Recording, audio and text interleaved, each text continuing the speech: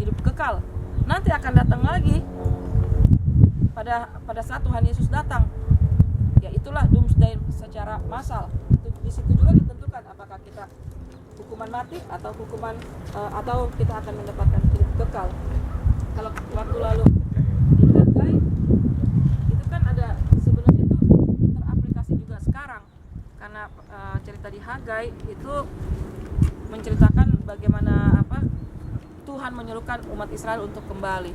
Dan sekarang ini sama seperti kita sekarang ini, sebenarnya Tuhan juga menyuarakan dalam Roh Kudus yang hadir pada saat ini di tengah-tengah kita itu selalu mereka itu Roh Kudus itu selalu mengingatkan kita untuk memperbaiki kehidupan kita, karena kita tidak tahu doomsday pribadi kita kapan itu akan terjadi. Kita tidak pernah tahu, mungkin aja sedetik kemudian, 1 menit, 5 menit kemudian, atau pulang dari sini, kita nggak pernah tahu. Itulah makanya setiap saat itu kita dimintakan untuk kembali.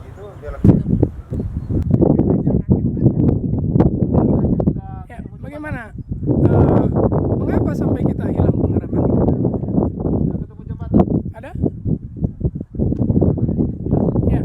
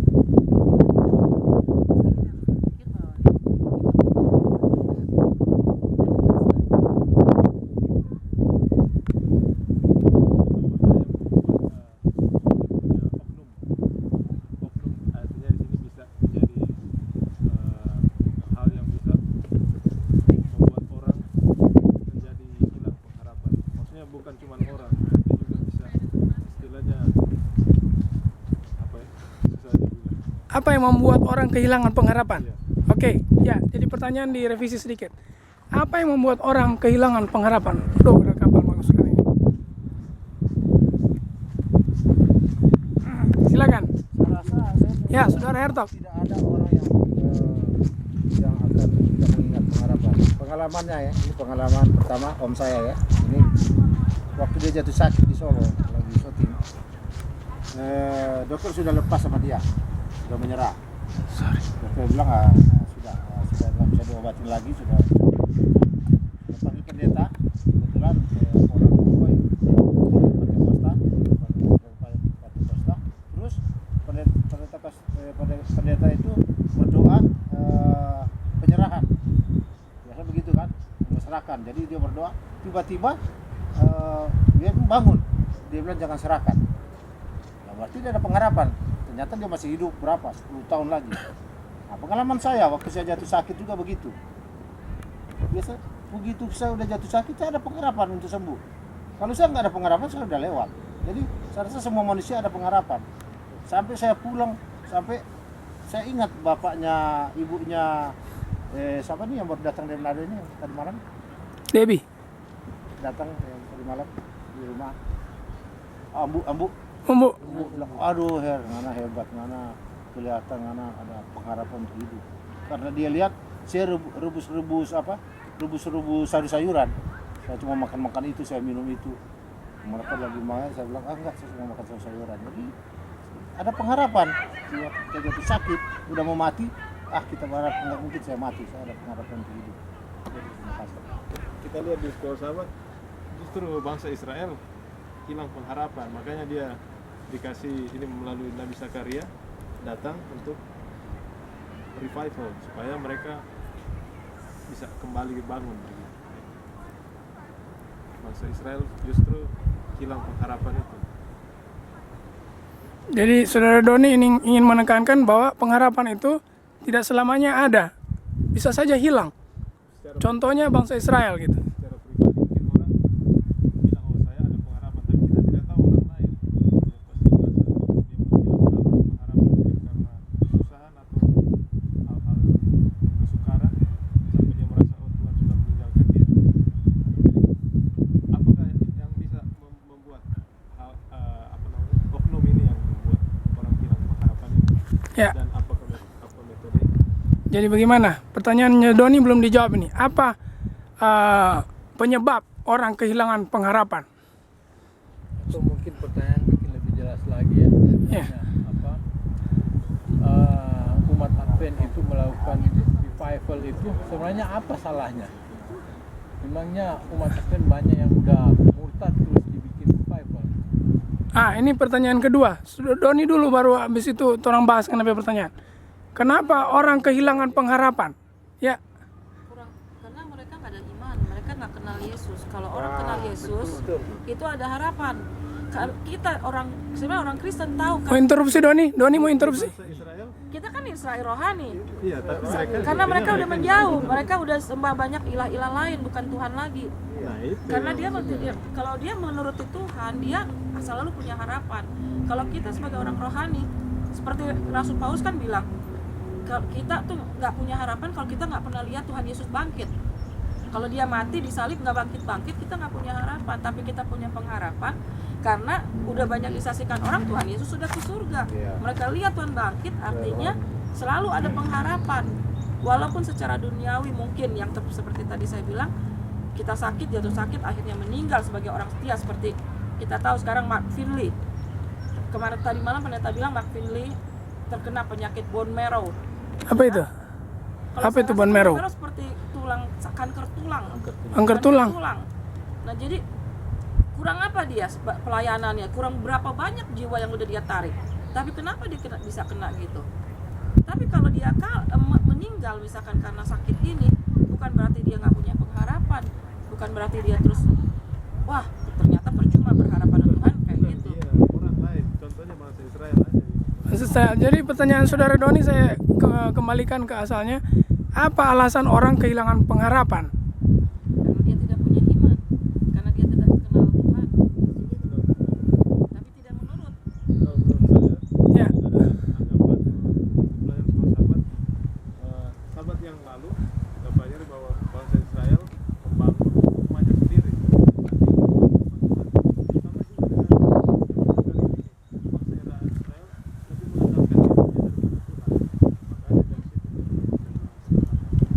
jadi saudara Doni ingin menjawab pertanyaannya sendiri. Kalau tidak ada lagi, ada yang mau tanggapi pertanyaan saudara Doni? Tidak ada? Jadi barangkali kesimpulannya oleh karena mereka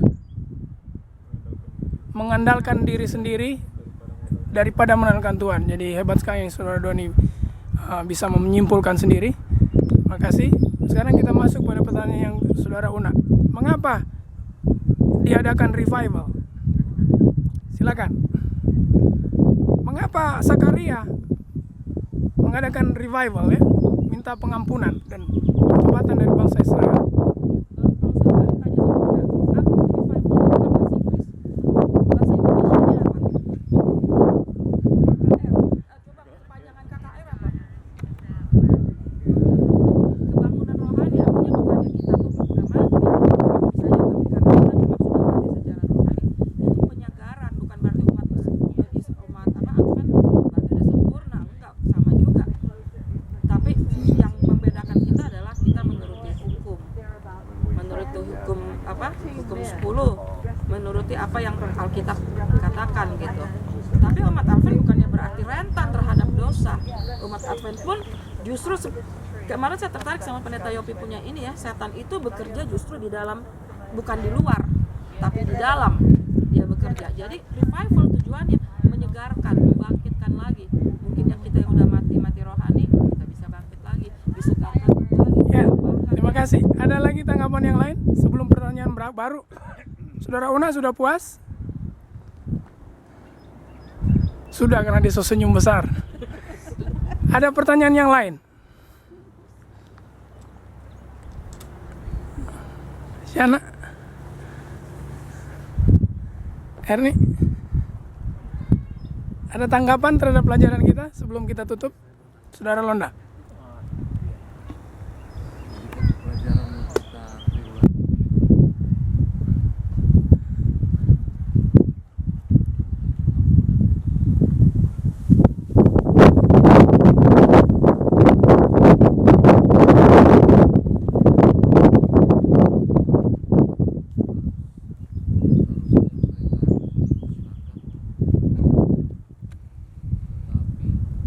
pada akhirnya Tuhan mengampunkan. Saudara, bicara saya dengan pengetahuan yang kita sudah dapat mengenai kasih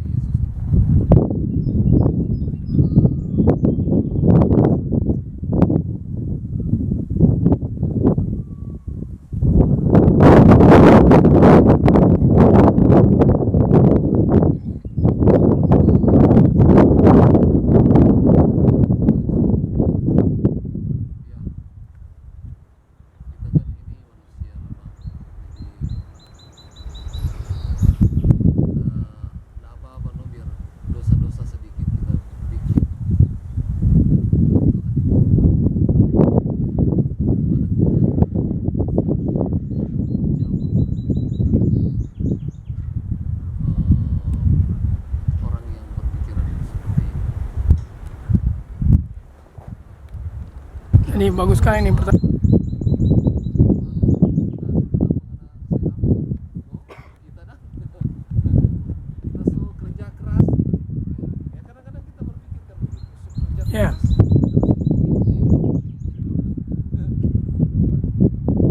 Silakan ditanggapi. Tadi kita lebih mengandalkan diri kita sendiri dibandingkan Tuhan. Makanya kita merasa kenapa dia diampuni, sedangkan kita berbuat kita tidak pernah melanggar, ya kan? Itu karena kita melanggar sendiri, merasa diri kita kuat. Dan juga ada tambahan itu, kenapa orang yang sudah berbuat dosa susah sekali mau kembali, misalnya orang yang sudah tidak ada agama atau orang yang sudah karena mereka bilang setan menanamkan pengetahuan bahwa dia sudah tidak bisa bertobat lagi, dia sudah terlalu banyak dosa.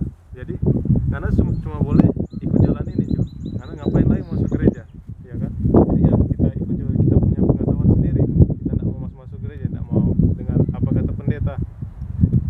Jadi intinya di situ ya kita harus jangan mengandalkan diri sendiri, tapi kita mengandalkan Tuhan.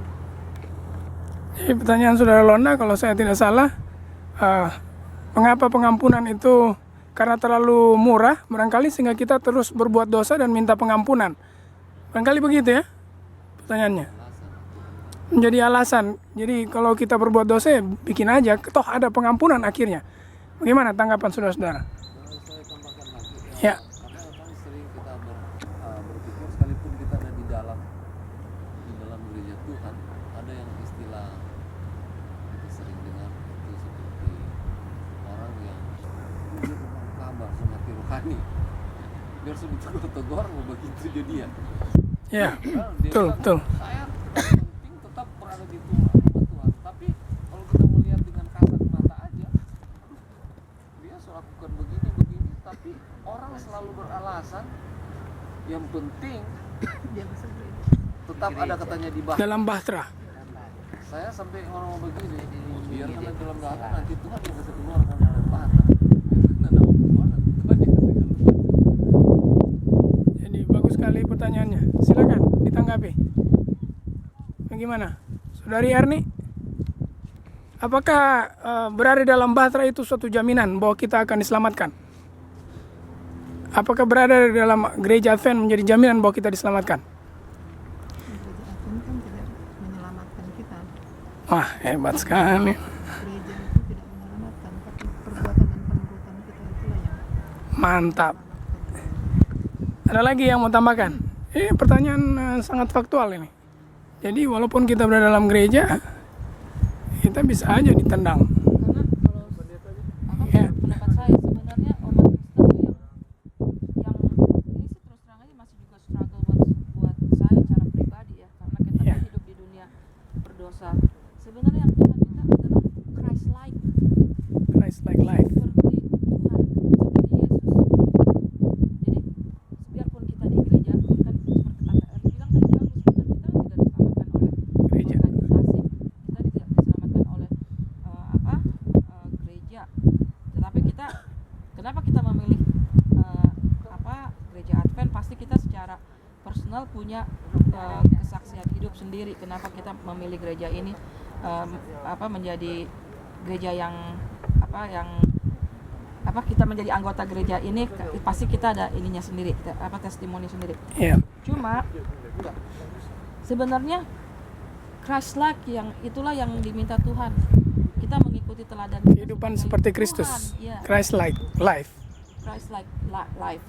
Oke. Iya, seperti itu. Bukannya kalaupun kita di gereja Advent, kalau kita cuma masuk ke gereja cuma gitu-gitu aja, kita punya kasih terhadap orang lain nggak ada mengampuni, nggak juga kasih ke orang lain, nggak juga mau juga tarik orang untuk kenal kebenaran, Sama aja bohong. sama juga bohong. Oke. Jadi ada tanggapan lain sebelum kita tutup? Saudara Londa, bagaimana kira-kira tanggapan-tanggapan yang masuk? Sudah cukup memuaskan? Kadang-kadang memang juga Ya. ada punya sifat jenuh ya, cuman itulah, jangan sampai kita misalnya kalau kita lari sedikit mesti ingat kembali cepat, jangan sampai kita terus. Bagus sekali nih Saudara Una, betul itu. Ya. Jadi jangan sampai tak terus-terus. Maksudnya boleh menyimpang sedikit. Oh, kecenderungan. Artinya kalau balik cepat. Tapi mesti cepat balik. Ya. Jadi ya, tak balik. jangan sampai sunat tabal. Jangan sampai misalnya begini ya, orang yang suka pergi di bar kan itu, jangan sampai Yesus datang pas dia ada di bar. Cilaka. Untuk dia mau kembali itu ya. Iya. Tapi Ya. kadang-kadang juga ya kita ini sebagai manusia yang berdosa, Aha. kita memang masih banyak kelemahan. Walaupun kita di dalam gereja, di antara ada yang kita tidak suka Iya. sifatnya, tapi kita kalau bisa memang jangan terpengaruh dengan Keadaan suam-suam kuku. keadaan yang demikian. Jemaat Laodikia ya. Ini masih banyak kelemahan ya, tapi kita berusaha untuk tetap kuat menghadapi cobaan. Bagus sekali Saudari Erni. Saya pikir itu Erni punya ucapan adalah kesimpulan dari pertanyaan Saudara Londa ya.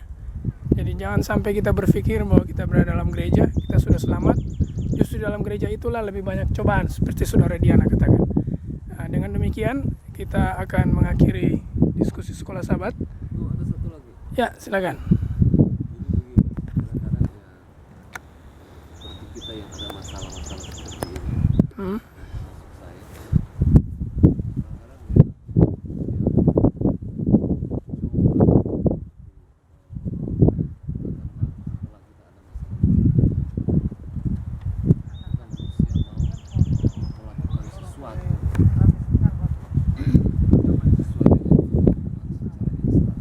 Ya.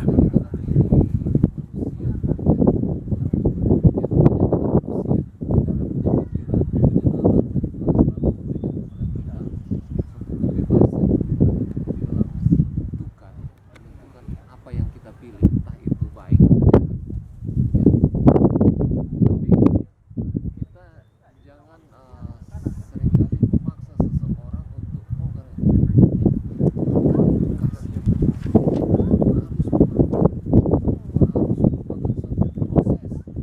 Ya. kadang-kadang sekalipun kita berbicara mengenai kasih, kalau orang itu hati belum Pas. kita ada masalah,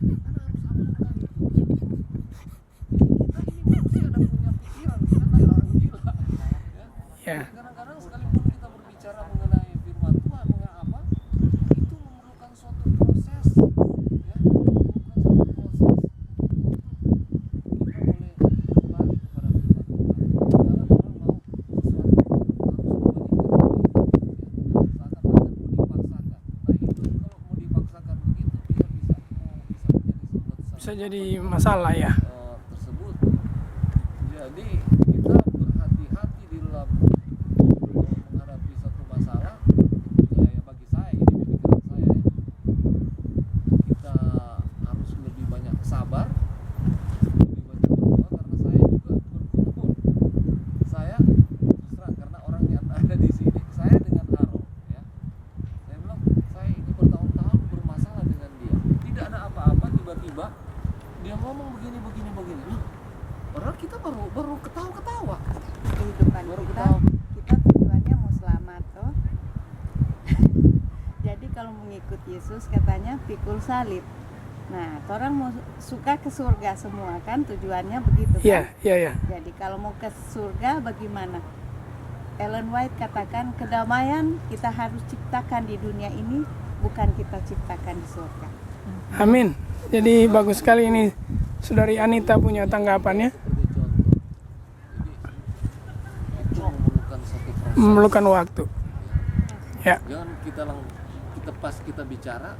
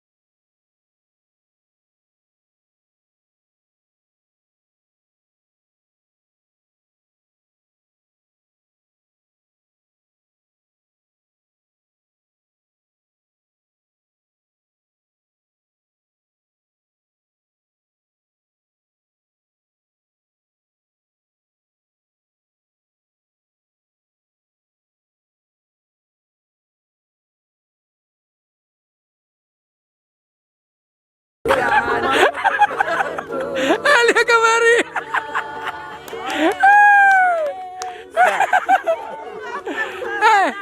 Ya, Steven, panggil Pak Robi. Aduh, sudah angus. Antibiotik. Ya, so salah. Tadinya itu kita bagian roba jadi sudah lupa. Nah jadi nih bermain. Selfie. Antibiotik.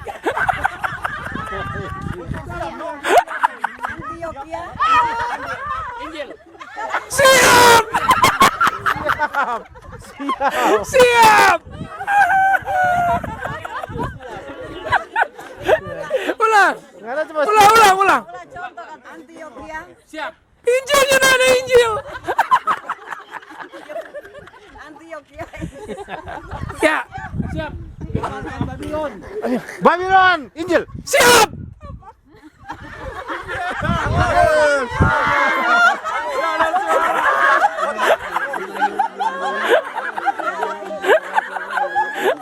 Ulang cuma contoh.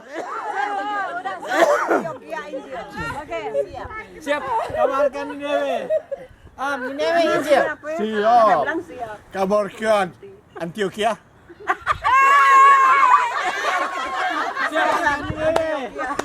Ninewe Injil. Siap.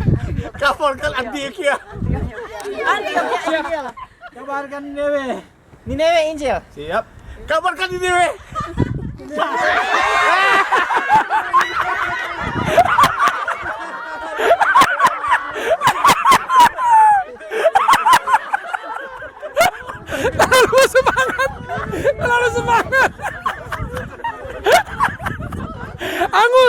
Angus. Bunuh diri, dia so bunuh diri. Bunuh diri dia. Ya. Ulang nih. Babylon Injil. Siap. Kabarkanlah yang Antioquia. Sangat sudah saya.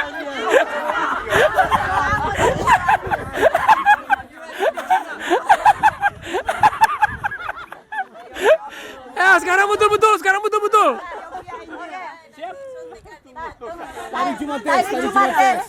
Nah, sekarang serius. Ya. Semua bilang Injil gua. Serius, cepat-cepat, oke? Siap, kabarkan. Babylon Injil. Siap. Nineve Injil. Siap. Kabarkan Antioquia. Antioquia Injil. Nineve Injil. Siap. Kabarkan Babylon. Babylon Injil. Siap. Nineve Injil. Siap. Kabarkan Babylon. Babylon Injil. Siap.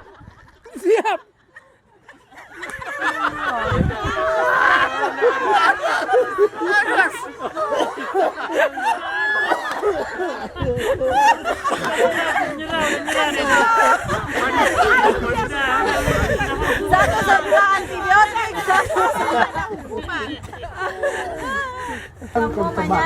Tahu sama itu cuma Contoh. pantomim.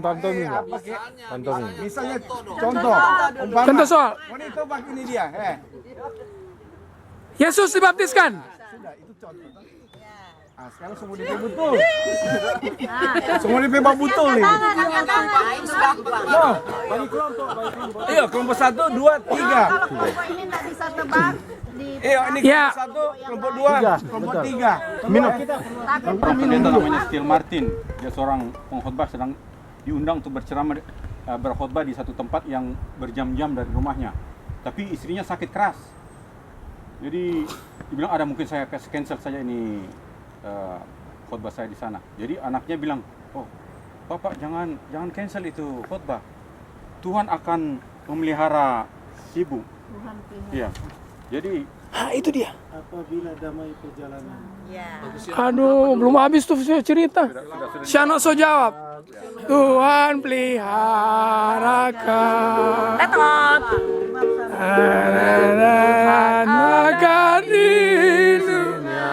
Siap. jadi sudah. Jadi waktu dia mesti nyanyi setengah jadi enak. dia bilang gitu, dia semangat juga. Dia pergi khotbah. Setelah dia khotbah, dia kembali ternyata isinya jadi sembuh kembali ya. Jadi lagu itu terkarang. Bagus sekali ceritanya. Morni kali Shano jago. Dua lagi ceritanya. Satu lagu Sion. Ini seorang Satu lagu istri pendeta juga. Seorang pendeta tahun Satu lagi dari Mayora. 1943. Dia menemani suami yang pengkhotbah begitu sibuk sekali. Dia punya 5 orang anak. Dan dia ini tidak punya latar belakang musik sama sekali ya. Tidak ada sama sekali latar belakang musik. Lalu pada waktu itu terjadi ada deru-deru perang ya. Kemudian benar-benar terjadi itu perang. Dan pasukan perang itu mulai mendekati mereka di daerah Italia. Lalu dia katakan, Ombak menderu. how long could these people continue in time like this? In time like. Nggak ada di lagu Sion. Jadi dia kirim ini sambil dia Sudah so 200. dapat inspirasi kata-katanya, dia dapat juga melodinya untuk menulis itu syair atau lagu daripada itu. Kemudian dinyanyikan di khotbah ceramah besar dari pendeta Billy Graham yang terkenal ya. Dia senang sekali, dipikir itu hanya untuk lokal, ternyata seluruhnya menyanyikannya, dia senang sekali. Lalu yang terakhir ya, pertanyaan terakhir. Dia mempunyai 5 orang anak, 1 laki, 4 perempuan. Yang 1 meninggal pada waktu kebakaran terjadi di Chicago.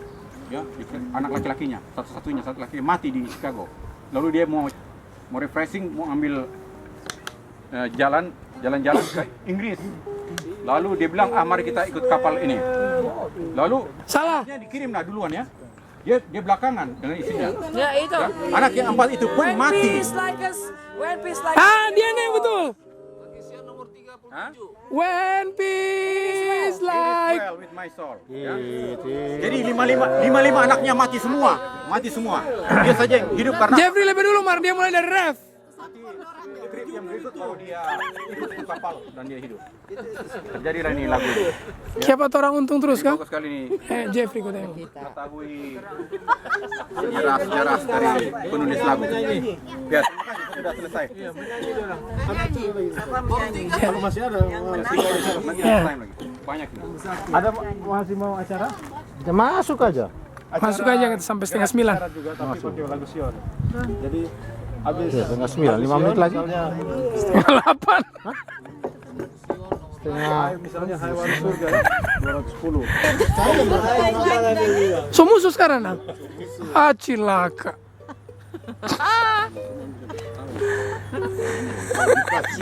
Cepat aja, jangan masuk lama-lama. Oh kurang setengah jam, tunggu Jo sampai tetap terbenam. Aku mau Nyambung sih, nyambung sebagi-bagi orang. Aku mau tetap sana. Duduk 1,5 knot. Yesus. Kasih coba dia. Oh kia mana sembilan ya Junol. Aduh. Duduk dengan kaki Yesus.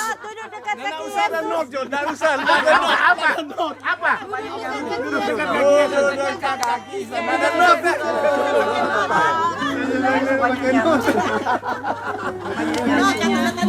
Oke, next time. So, Oke, next time. Doni sudah kata Doni. Nah, ini Terakhir. akhir. Kabarkan kelepasan pada bangsa sekalian. Apa kata? Kabar. Aku sudah Dia so jawab. kita sudah mendengar. Bukan aku, kita. Dia sudah Dengar. menyanyi judul lagu sebagai lagu penutup. tinggal taruh di tempat sampah.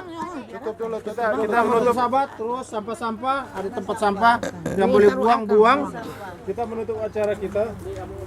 Gon, Semua